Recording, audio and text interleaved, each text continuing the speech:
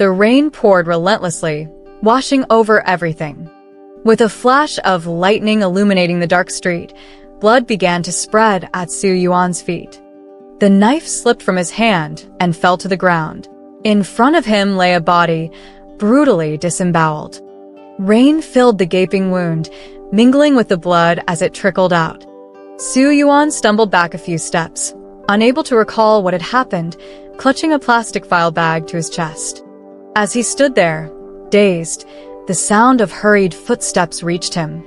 Like a startled bird, Su Yuan turned and ran out of the alley, his mind blank except for one thought: run, as far as possible. The pursuers seemed to notice him, and their voices and footsteps drew closer. Su Yuan's heart pounded as he ran, until he was confronted with a solid wall, a dead end he'd unknowingly trapped himself in. He stood in the rain, looking at the high wall in despair. He knew they wouldn't let him go, and there was no place to hide here. The shouting pierced through the downpour, closing in step by step, just as he resolved to fight to the death. Suddenly, a door opened in the otherwise blank wall to his right. A woman was motioning for him. Without hesitation, Su Yuan leapt toward her, clutching the file bag, and they both tumbled together. The woman scrambled up and, with a slam, shut the door, sealing off the storm and all the chaos outside. Water dripped from Su Yuan, quickly pooling on the floor. Barely surviving, he lay there gasping for air, his heart still racing. They were in a storage room with a single dim bulb hanging overhead. "Thank you for saving me." Su Yuan had just stood up when the woman suddenly embraced him. She held him so tightly, as if trying to merge their bodies together. You, Su Yuan pushed her back, and under the dim light, he finally saw her face. He exclaimed with joy, "Ah, Jiao, why are you here?" The woman froze, then something clicked for her, and the intensity in her eyes quickly dimmed. She pushed his hands away. "I'm not Ah Jiao." "That's impossible. You're definitely Ah Jiao. It's me, Su Yuan." She walked to the door and pulled out a key. As the door opened once more, the alley and the storm vanished, replaced by a clean, spacious apartment. Su Yuan was too stunned to speak. "You're soaked through. Come in and change clothes. It's safe here. This is my home." The woman had a tear mole below her right eye. She looked at Su Yuan with a faint, bitter smile. "I'm not Ah Jiao. My name is Wang Fei." Nothing. Arakawa Suijin smashed the glass in his hand onto the head of his subordinate. Useless. Incompetent. In front of him stood a row of men dressed in black, all soaked to the bone, their hair still dripping water. They were the ones who had been chasing Su Yuan. "You chased a man into a dead-end alley, only for him to vanish? Do you take me for a fool?" Arakawa advanced menacingly, his eyes flashing with fury. "One of our own was killed, the items gone, and you couldn't even catch him. What's your excuse?" The leader of the group started to respond but swallowed his words, knowing they would be pointless. He was as puzzled as his boss. Su Yuan should have been cornered with nowhere to hide, but he had simply vanished. Arakawa sat back down, running his fingers along the scar on his left cheek, which glistened under the light. "Looks like we'll have no choice but to face Shinyi." Arakawa strode quickly down the dim hallway. At the end was a crimson iron door. He pushed it open to reveal a room as vast as a palace. In the center of the room stood a flight of stairs, the top shrouded in darkness. Out of that darkness, only a tall silhouette was visible, the dragon head of the syndicate, Shinyi. "Master Shin." Arakawa bowed before the steps. A slow, rhythmic growl emanated from the darkness, like the sound of a stomach rumbling. Arakawa's face turned ashen. "We lost Su Yuan's trail. Our people died, and the item it's missing as well." Another growl echoed from above, and the surrounding candles flickered violently. "Master Shin, it's my failure. Rest assured, I'll pursue him with all my might and bring back the item." Arakawa bowed lower, a cold sweat trickling down his face. The room fell silent, and he dared not move, staring fixedly at the floor. Then, he heard a much softer growl, though its meaning was clear. Arakawa looked up in shock. Someone helped him? Who? Shinyi didn't answer, but Arakawa understood perfectly.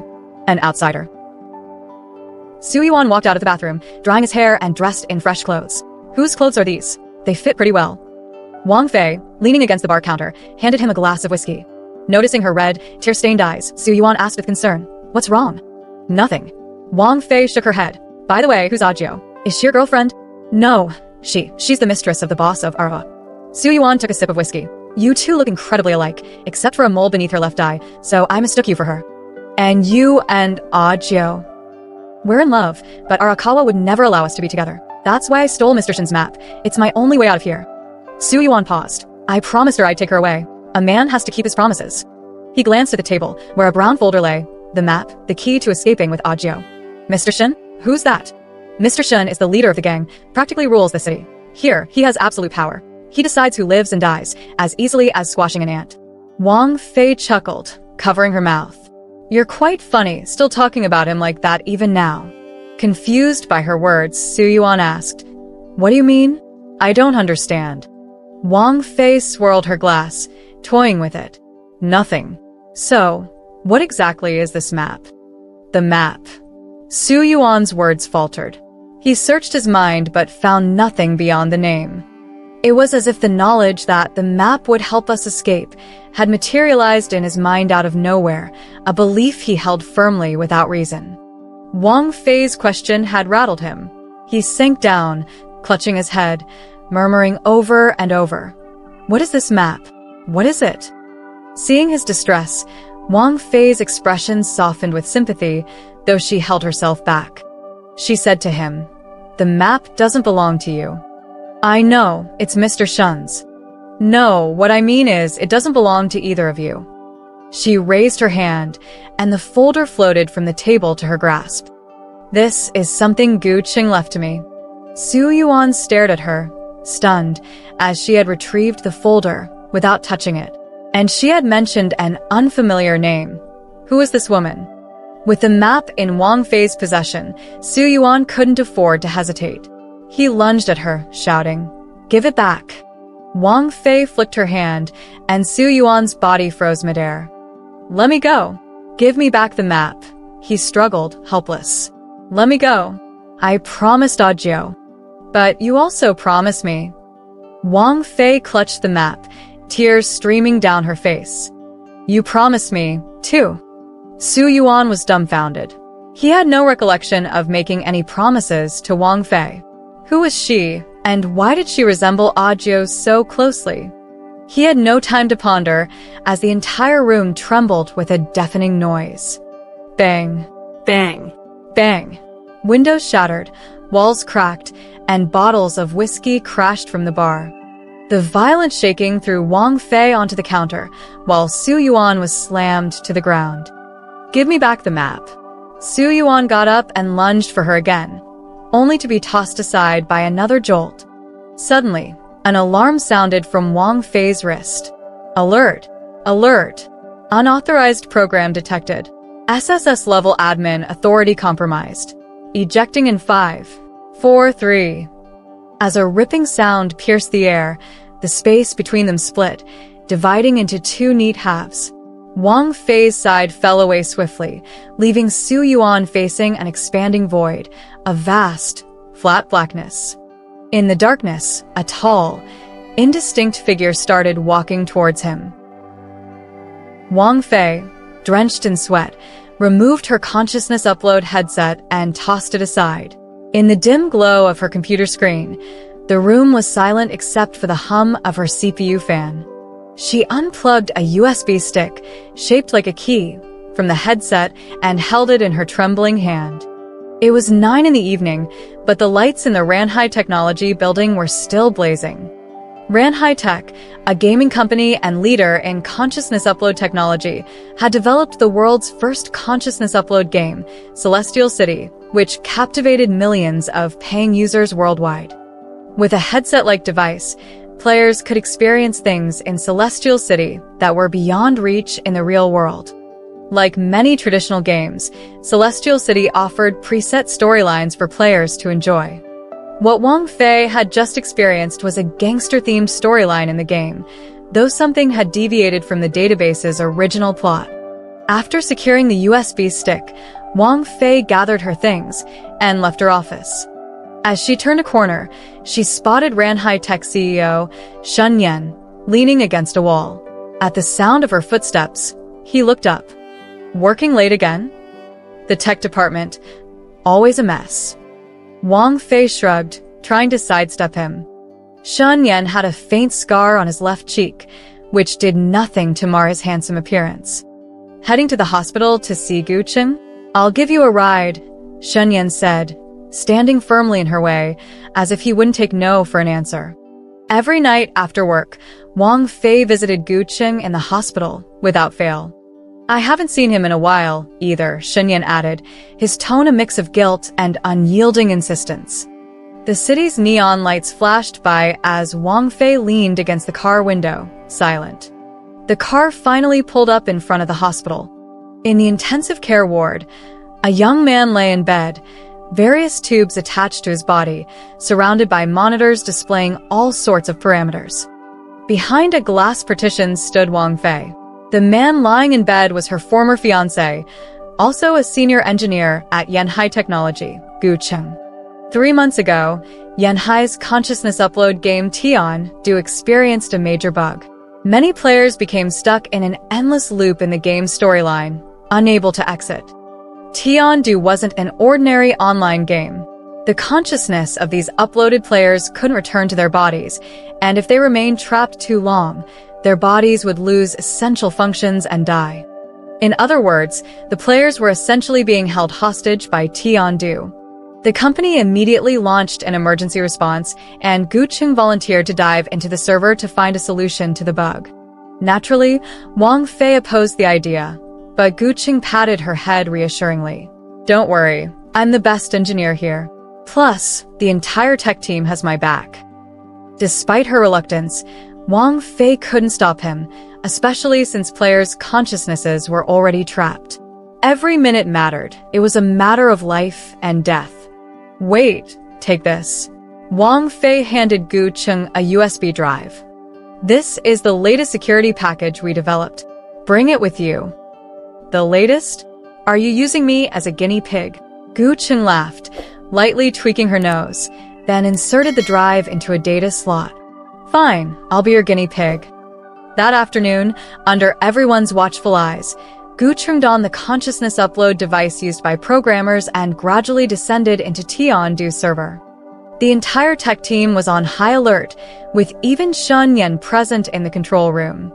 Because Wang Fei was considered an interested party, a glass wall separated her from the rest of the room. Gu Cheng's voice came through the communicator. I found the bug. It's deeper in the system, though. I'll start fixing the surface-level issues to help players' consciousnesses return to reality. As the bug was patched, players' consciousnesses began to return to the real world one by one. 15 minutes later, the radar indicated the surface bug had been fully resolved, and Gu Cheng located a path to descend deeper into the program. There's another bug close to the first layer, but it seems to have penetrated multiple layers. This is trickier than I expected. I'll need to go deeper. Shun Yan grabbed the communicator. Gu Cheng, it's dangerous to go any further. We should discuss this before you go down. This bug has gone through several layers of code. Even if we fix the surface, it's still a ticking time bomb. And this bug is strange. What do you mean? I suspect there's an issue with the NPU. The NPU was Yanhai's core technology, a processor powerful enough to simulate a human neural network, making Tian-Du's immersive experience possible. If Gu Cheng was right, and the NPU itself had issues, the consequences would be disastrous. I understand. Permission granted to dive deeper. Shun Yan hesitated, then added, but remember, if anything seems off, pull out immediately. Don't worry about me. I made a promise to Xiao Fei, and a man keeps his promises. Shun Yan moved to the control panel, inserted a key-shaped USB drive into a data slot, and entered a command code. Starting key upload. Watching the blinking red on the radar, an uneasy feeling grew in Wang Fei's chest. Though she trusted Gu Cheng's skills, a woman's intuition warned her, an intuition she couldn't shake. This is... Gu Cheng's voice came through the communicator. The bug really is originating from the NPU. But how did it penetrate so many firewalls? Beep, beep, beep. Suddenly, alarms blared in the control room, and the representing Gu Cheng vanished from the radar without warning. We've lost contact with Gu Cheng. Vital signs dropping. Blood pressure and breathing rates are decreasing. Heart rate weakening. Activate emergency protocols. The program layers are force-locked. Our probes were forcibly ejected. Even Xin Yan, normally calm and composed, started to break a sweat. The forced ejection of the probes meant Gu Cheng's connection to the outside world was severed. The problem was, the probes had been ejected, but Gu Cheng hadn't been pulled out with them. In other words, his consciousness was still trapped inside. The deeper layers of Tian-Du consisted of an ocean of data flows, with programmed currents and unpredictable undercurrents that could carry consciousness into unknown regions. Gu Cheng was already deep within the system. If he encountered an unpredictable undercurrent, it could carry his consciousness away, making it nearly impossible to locate him. Deploy deep diving AIs immediately. Load brute force decryption tools. Shan Yan ordered, determined to pull Gu Cheng back before he was swept away by an undercurrent. The tech team's programmers frantically tapped at their keyboards. Soon, 50 deep diving AIs were launched into the neural sea, diving rapidly into the program's layers. Yet the AIs reported back, warning, key invalidated. Please re-enter. The tech manager turned to Shen Yan, stunned. Sir, the key was modified. How is that possible? Gu Cheng used it just moments ago. How could it change so quickly? The tech director's forehead was slick with sweat. The program logs show that the key modification was issued by the NPU itself. From behind the glass, Wang Fei watched the control room descend from calm to chaos and back to a tense silence. She pounded on the glass with all her might, but to no avail. This was specialized double-layered glass with excellent soundproofing. No one could hear her cries. When everyone took off their devices and Shanyan looked at her with a deeply apologetic expression, Wang Fei felt a sudden, dizzying sensation. When she regained consciousness, she was already lying on a hospital bed. The entire technical team spent 5 days redecoding the key, but after searching the 5th level where Gu Cheng had gone missing for a month, they found no trace of him. His consciousness had simply disappeared into thin air.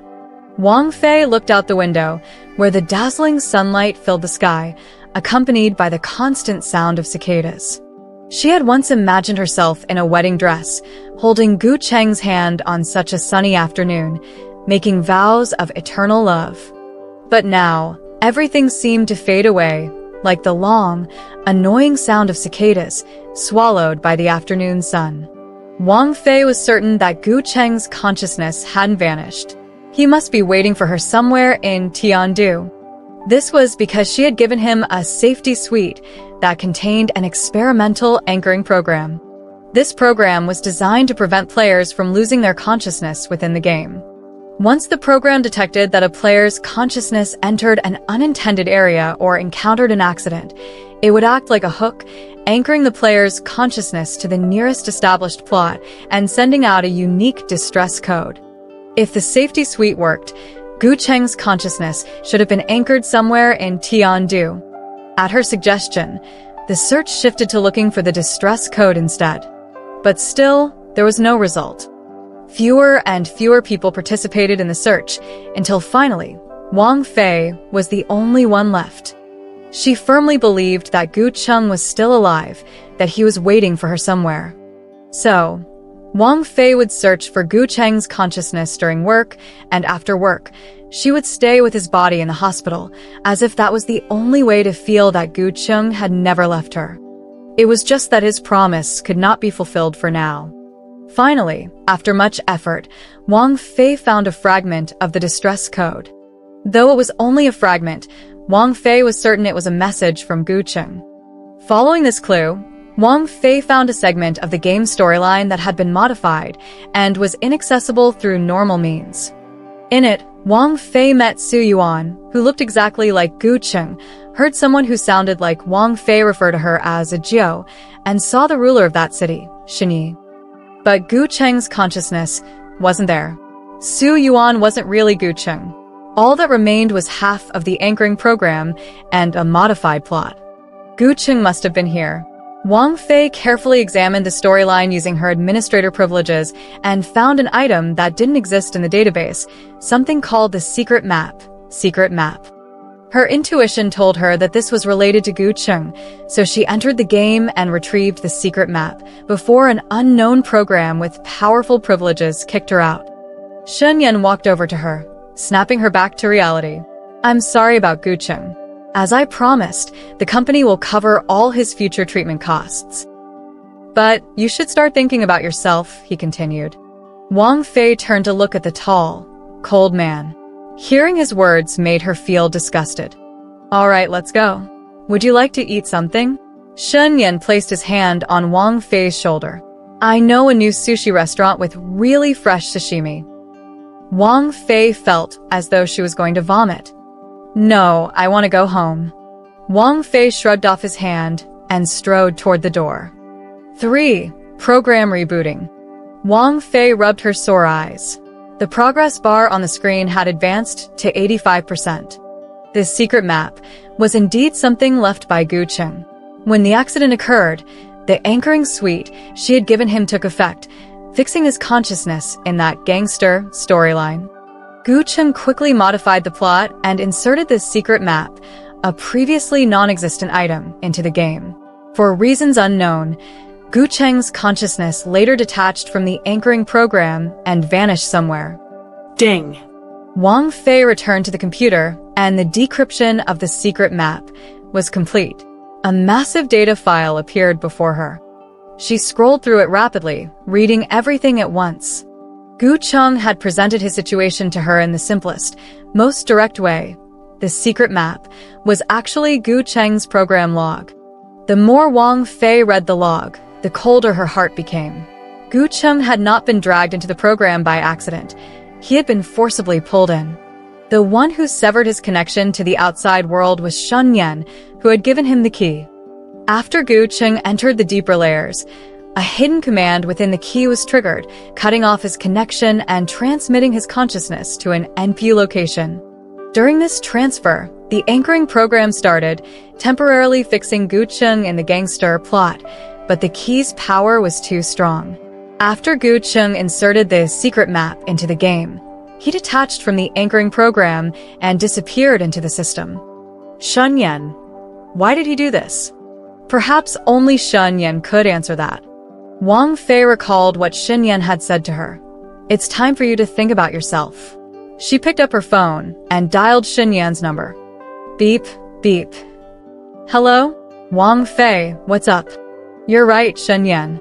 I should start thinking about myself. I've been saying that for a while, but it's not too late now." Yeah. "By the way, you mentioned a new sushi place, right? I'll take you there after work." "All right, it's a deal." That evening, Wang Fei climbed out of Shen Yan's bed, naked, and looked at him, breathing evenly and completely unaware of her departure. She slipped into her pajamas and quietly made her way to the study. Shen Yan's study was sparsely furnished, containing only 2 mind-uploading devices and a computer. Wang Fei picked up the mind-uploading helmet and casually plugged the anchor kit, USB drive, into it. She cautiously opened the drawer and found a key-shaped USB drive hidden in one corner, a key. According to the record on the encrypted map, the key contained a string of commands that would send Gu Cheng's consciousness deep into the program. This was the culprit behind it all. Wang Fei accessed the source code of the key and began searching for the string of commands. It didn't take long before she found the sequence. Shen Yan hadn't hidden it very well, considering only he had the key's access. After locating it, Wang Fei donned the mind-uploading helmet, and in a blur of blue light, she headed toward the location of Gu Cheng's consciousness. When the blue glow dissipated, Wang Fei found herself in a vast, dimly lit palace. 2 rows of candles provided the only light, and in front of her was an ascending staircase, at the top of which a large shape loomed, disappearing into the darkness. What is this place? Wang Fei switched on the light and walked up the stairs. The dark silhouette grew clearer, eventually revealing its true form under the light. It was a giant glass dome, inside of which a mass of tubular material coiled, intertwining and forming the shape of a brain. Inside the tubes, a green substance flowed. Wang Fei moved closer and saw that the substance inside the tubes was made up of countless tiny zeros and ones, binary code. What you're looking at is the core of the entire burning sea, the NPU. Shunyan suddenly appeared behind her. It is also the absolute ruler of the entire program. Wang Fei jumped in shock, not expecting Shunyan to appear there. You think I wouldn't know if a woman is truly willing to sleep with you? He said coldly. Did you deliberately bring me here? Exactly. You got the encrypted map, and sooner or later you'd find out. Why not give you a little help? Why are you doing this? Why harm Gu Cheng? Because it needs Gu Cheng. Shunyan scratched at the scar on his face and pointed at the NPU behind her. It needs fresh blood. Wang Fei looked at Shunyan, then back at the brain-like structure, confused. She didn't understand what he meant. You think the NPU is just a pile of silicon chips? Shunyan clapped his hands, and suddenly the ceiling lit up with countless lights, transforming the dim palace into a brightly lit space. Only then did Wang Fei realize that they were standing on top of numerous cylindrical glass containers, each holding a person. These individuals were immersed in a liquid made up of zeros and ones, with a tube protruding from the back of their heads, connecting to the NPU above. This is... Wang Fei was speechless in shock. The NPU is not just a simple silicon-based chip, Shunyan continued. It is a bioprocessor that links uploaded human consciousness with processing chips. That's why the Tiandu program gives the most realistic experience. But there's a downside. The NPU requires human consciousness to function properly. Previously, we uploaded the consciousness of elderly people nearing death under the guise of hospice care. But recently, the NPU's appetite has grown larger. It needs more and fresher human consciousness. So, the incident where a large number of players' consciousnesses were kidnapped wasn't a bug, but something the NPU did on purpose. Exactly. And you knew all of this, yet you let Gu Cheng walk to his death? I wouldn't call it death. When you want something from a god, there's always some sacrifice. Shameless. Despicable. Shunyan's face darkened, the scar on his cheek gleaming. Yes, but what can I do?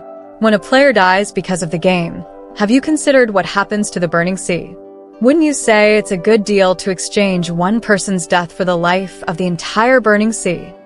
Shunyan looked at the glass containers below them, where Gu Cheng was one of them. Besides, he didn't die, did he? Behind Wang Fei, the NPU array of tubes made a gurgling sound, seemingly responding to Shunyan's words. Shunyan waved his hand, and a tube flew down from the ceiling, landing in his hand. Originally, out of humanitarian concern, both the company and I were willing to take care of Gu Cheng, including you. But now you know too much. I'm afraid you won't be able to return to the real world. The tube in Shunyan's hand was also connected to the NPU above. Don't worry, I'll make sure you and Gu Cheng are in the same room. He advanced step by step, and Wang Fei knew that once she was connected to the NPU, she would never be able to leave this digital world. As if thinking of something, Wang Fei suddenly asked, "What's the next predetermined event closest to here?" Shunyan was caught off guard by this unexpected question, and during the brief moment of distraction, Wang Fei shot the anchor program at him.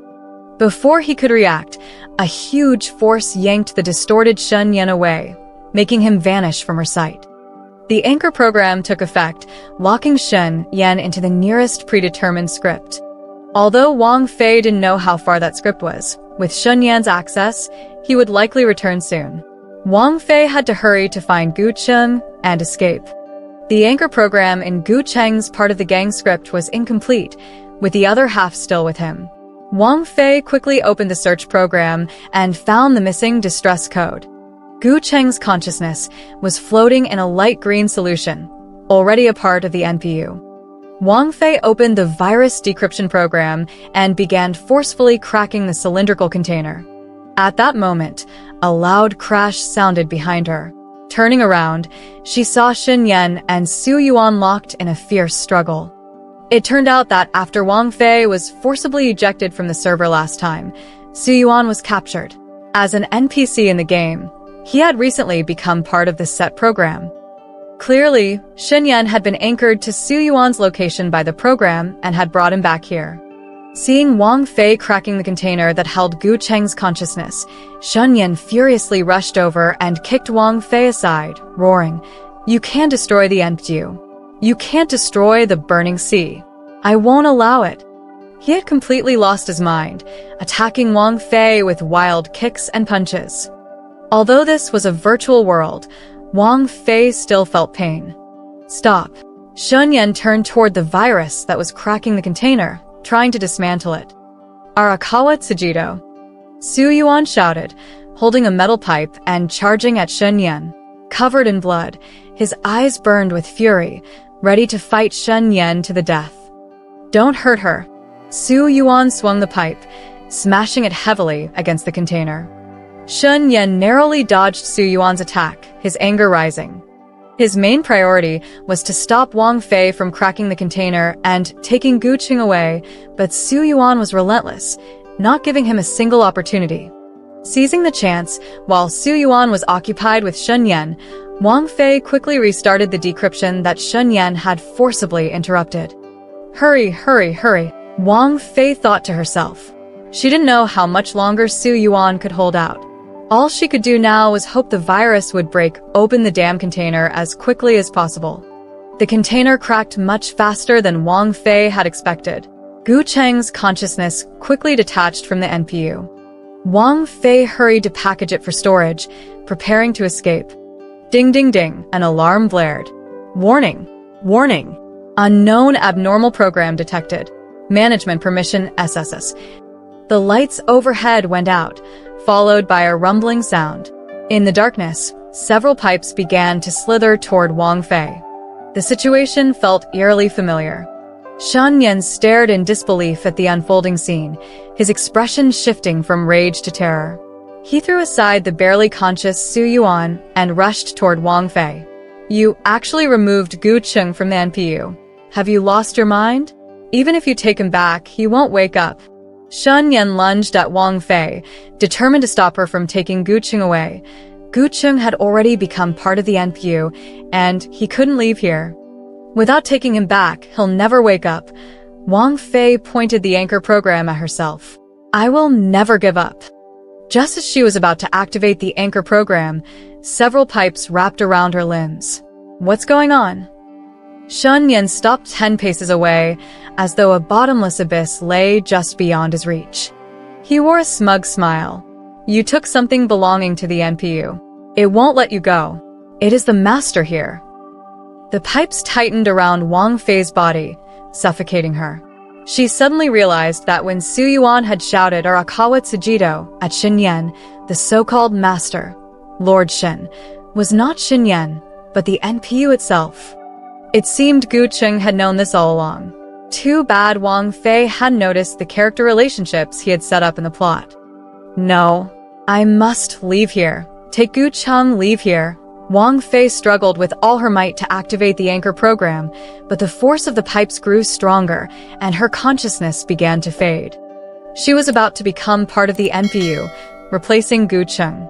Just as Wang Fei was about to lose consciousness, she saw Su Yuan, his broken body dragging itself high into the air, thrusting a pipe deep into Xin Yan's neck. Xin Yan's sneer turned into terror as he struggled to pull the pipe out, but Su Yuan clung to him, tighter than any shackles. Wang Fei felt a sudden lightness. The pipes quickly slithered toward Xin Yan and Su Yuan. "No. No. No. It's me. It's me. Don't." Xin Yan screamed, but his cries were in vain. Su Yuan, with swollen eyes, looked at Wang Fei and mouthed the words, Go! A promise a man makes must be kept. Su Yuan's lips moved. Go back. In that moment, Wang Fei seemed to see Gu Cheng. But she immediately realized that it was Gu Cheng projecting a small part of his consciousness into Su Yuan's body. That was why Su Yuan had thrown himself into a life-or-death struggle with Xin Yan. Wang Fei gritted her teeth and activated the anchor program. An invisible force pulled her away from that place. As the last pipe tightened around her, Su Yuan and Xin Yan disappeared completely. In the darkness, a soft rumble echoed, like a contented burp after a feast. Xin Yan was dead. He had died in his own consciousness uploading device. The Burning Sea technology was left headless, plunged into an indefinite self-investigation. The game, Tiandu, was temporarily taken offline, with all access prohibited. Wang Fei resigned from her job and stayed at the hospital to care for Gu Cheng. A month later, after much pleading, the doctors finally allowed her to bring in an uploading device for Gu Cheng. Wang Fei put the helmet on Gu Cheng and powered up the computer. Gu Cheng's consciousness had been absent from his body for 4 months, and Wang Fei wasn't sure if his consciousness could return. But even with only a 1 in 10,000 chance, she was determined to try. After a long wait, the program finally finished running. Wang Fei watched Gu Cheng nervously until she saw his eyes twitch, slowly opening. All the hope she had placed in this moment finally bore fruit, and all her waiting was rewarded. Gu Cheng, welcome back.